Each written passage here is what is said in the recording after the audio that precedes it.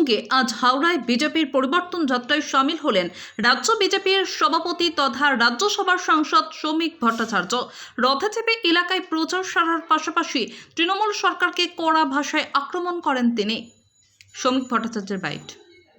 ধর্মতলায় মুখ্যমন্ত্রী ধর্ণা এবং এসআইআর বাতিলের দাবি নিয়ে শ্রমিক ভট্টাচার্য বলেন, মুখ্যমন্ত্রী চাইছেন অনুপ্রবেশকারী আর রোহিঙ্গাদের নাম ভোটার তালিকায় থাকুক। তিনি সব জানান, স্বচ্ছ ভোটার তালিকা বা এসআইআর ছাড়া বিজেপি ভোটে অংশ নেবে না।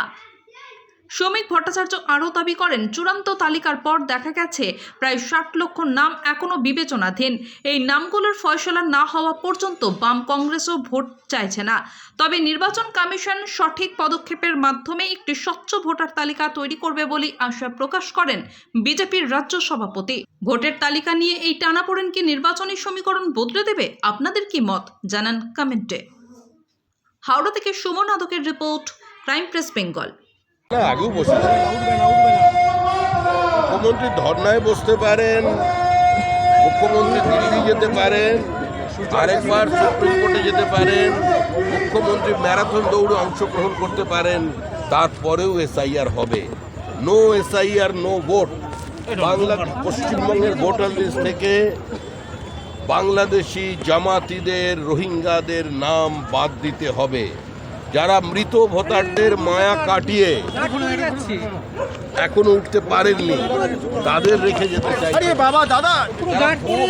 রাখতে চাইছেন, তাদের নিয়ে নির্বাচন হবে না। মুখ্যমন্ত্রীর ঘোষিত এজেন্ডা মানুষের জানা, আমাদের এজেন্ডাও মানুষ জানেন, যেটা ডিলিট অ্যান্ড রিপোর্ট, আমরা সেখানেই আছি।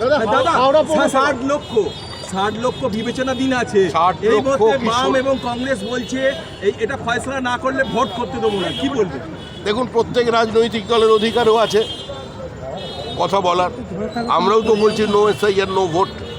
এই যে হাওড়ার বিভিন্ন জায়গায় আমাদের বিএলএ-2রা আক্রান্ত হয়েছেন, বিএলওদের দিয়ে পরিকল্পিতভাবে জেনুইন ভোটারের ওপর প্রশ্নচিহ্ন লাগিয়ে আজকে তাদের নাম বাদ দিয়ে তাদের লাইনে দাঁড় করিয়েছে।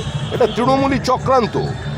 সুতরাং আমরাও বলছি, আমাদের ফর্ম 7 আমাদের অভিযোগ যা ছিল সেগুলোকে অ্যাড্রেস করতে হবে, তার শুনানি করতে হবে।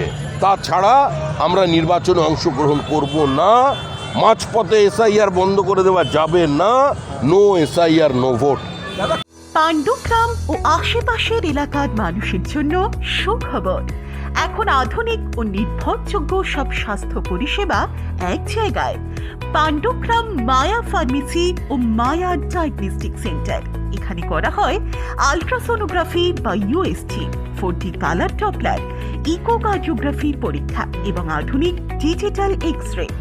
রক্ত, মল, মূত্র, কফ, সুগার, থাইরয়েড সহ সব ধরনের প্যাথোলজি টেস্টের সুবিধা রয়েছে। এছাড়াও করা হয় নার্ভের টেস্ট, এনসিভি, ইএমজি, ব্রেনের ইইজি এবং বুকের ইসিজি। বিশেষ সুবিধা, এই এলাকায় একমাত্র সেন্টার যেখানে মহিলা স্টাফ দ্বারা মহিলাদের বুকের ইসিজি করা হয়।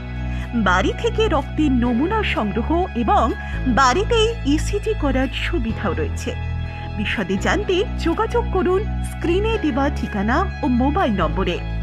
বিশ্বাসযোগ্য পরীক্ষা, আধুনিক প্রযুক্তি এবং যত্নশীল পরিষেবার নামই মায়া ডায়াগনস্টিক সেন্টার ও মায়া